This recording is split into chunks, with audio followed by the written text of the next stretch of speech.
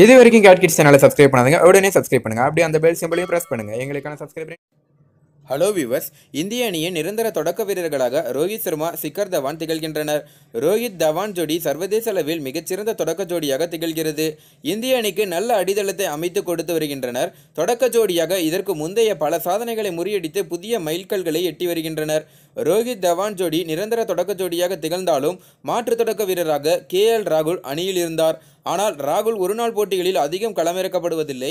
Test போட்டிகளில் நிரந்தர தொடக்க வீரராக களமிறங்கி வந்த ராகுல் கடந்த ஆண்டில் இங்கிலாந்து சுற்றுப்பயணம், ஆஸ்திரேலியா சுற்றுப்பயணம் மற்றும் வெஸ்ட் இண்டீஸுக்கு எதிரான தொடர் ஆகியவற்றில் படு மோசமாக சொதப்பியதை அடுத்து ஆஸ்திரேலியா தொடரின் பாதியில் அணியில் இருந்து நீக்கப்பட்டிருந்தார். டெஸ்ட் போட்டிகளில் ஆடினாலும் ஒருநாள் போட்டிகளிலும் ரோஹித்தும் தவானும் நிரந்தர தொடக்க வீரர்கள் என்பதால் ராகுலுக்கு ஒருநாள் போட்டிகளில் ஆட வாய்ப்பு கிடைப்பதில்லை.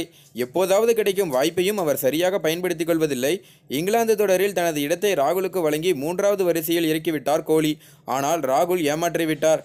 காபி வித் கரண் நிகழ்ச்சியில் கலந்து கொண்டு சர்ச்சையில் சிக்கி சஸ்பெண்ட் செய்யப்பட்ட பின்னர் சஸ்பெண்ட் ரத்து செய்யப்பட்டு இந்திய A அணியில் ஆடிய ராகுல் இங்கிலாந்து லயன்ஸ் அணிக்கு எதிராக டெஸ்ட் போட்டிகளில் தொடர்ந்து 2 அரை சதங்கள் அடித்துள்ளார். உலகக்கோப்பை வரும் மே மாத இறுதியில் தொடங்க உள்ள நிலையில் அதற்கு முன்னதாக இந்திய அணிக்கு ஆஸ்திரேலியா தொடர் மட்டும் உள்ளது. உலகக்கோப்பைக்கு முந்தைய கடைசி தொடர் இதுதான். எனவே உலகக்கோப்பை அணிக்கான பரிசீலனையில் உள்ள வீரர்களை சோதனை செய்ய இதுதான் கடைசி வாய்ப்பு. ஆஸ்திரேலியா தொடரில் ரோஹித் சர்மாவுக்கு ஓய்வளிக்கப்பட உள்ளது.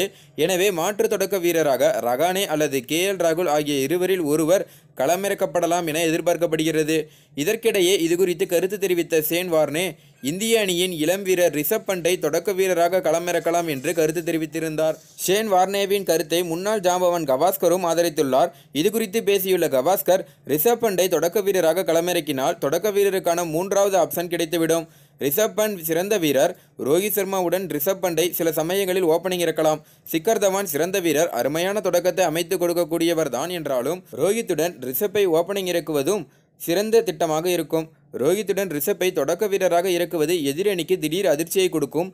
அதனால் அதையும் முயற்சி செய்யலாம் என்று கவாஸ்கர் கருத்து தெரிவித்துள்ளார். அதனால் கண்டிப்பாக இப்போ வர போட்டியில் பார்த்தீங்கன்னா, அதாவது ஆஸ்திரேலியா தொடரில் பார்த்தீங்கன்னா ரோஹித் சர்மாவுக்கு ஓய்வு கொடுத்த காரணத்தினால கண்டிப்பாக ரிஷப் பண்ட் அவர்கள் ஓப்பனிங் இறங்குவார் அப்படிங்கிற மாதிரி எதிர்பார்க்கப்படுது. மேலும் இந்த தகவல் குறித்து உங்களோட கருத்து என்ன அப்படிங்கிறத கீழே கமெண்ட்டில் பதிவு பண்ணுங்கள். நீங்கள் எந்த ஜோடி கரெக்டாக இருக்குன்னு நினைக்கிறீங்க? அதாவது ரோஹித் தவான் கரெக்டாக இருப்பாங்களா, இல்லை ரோஹித் ராகுல் கரெக்டாக இருப்பாங்களா, இல்லை ரோஹித் ரிஷப் பண்ட் கரெக்டாக இருப்பாங்களா? உங்களோட கருத்து என்ன அப்படிங்கிறத கீழே கமெண்ட்டில் பதிவு பண்ணுங்கள். மேலும் இந்த தகவல் உங்களுக்கு பிடிச்சிருந்துச்சுன்னா மறக்காமல் லைக் பண்ணி ஷேர் பண்ணுங்கள். இதே போல் பல தகவலை தெரிஞ்சுக்கொள்ள நம்ம சேனலை உடனடியாக சப்ஸ்கிரைப் பண்ணுங்கள். Thank you.